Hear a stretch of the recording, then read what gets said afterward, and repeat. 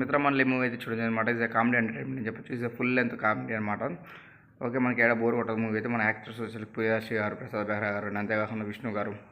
అదేనండి మన విష్ణు రీసెంట్గా మ్యాడ్లో సక్సెస్ అయ్యాడు కదా ఆయన.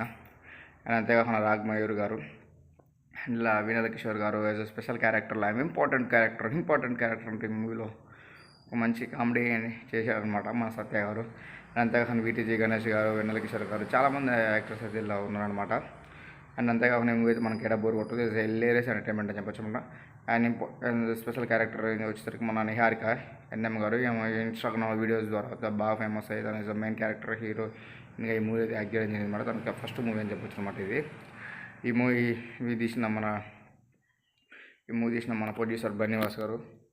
అండ్ అంతేకాకుండా ఈ మూవీ ఏదో మనకి హిలేరియస్ ఎంటర్టైన్మెంట్ అని చెప్పచ్చు. మనకి క్యారెక్టర్ బోర్ కొట్టదు. స్టోరీ వచ్చేసరికి ఏం లేదు. హీరోయిన్ నచ్చుని పెళ్లి చేసుకుంటారు. హీరో వచ్చి మన నచ్చుని పెళ్లి చేసుకోవాలనుకుంటారు హీరోయిన్. సో ఆ ప్రాసెస్లో వీళ్ళ ముగ్గురులో ఒకరిని పెళ్లి చేసుకోవాల్సి వస్తుంది అనమాట. అలా తర్వాత పెళ్లి చేసుకునే తర్వాత ప్రాబ్లమ్స్ ఏ వచ్చినది ఈ మూవీ అయితే మనం చూడవచ్చు అనమాట.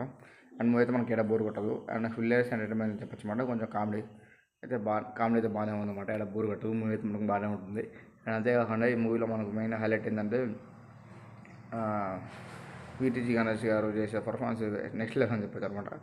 అండ్ అంతేకాకుండా ఈ మూవీలో ఇంత స్పెషల్ క్యారెక్టర్గా స్పెషల్ రోల్గా మన అనుదీప్ కేవి గారు కూడా యాక్టింగ్ చేయడం జరిగిందనమాట. పర్లేదు, చూడవచ్చు. Comedy entertainment.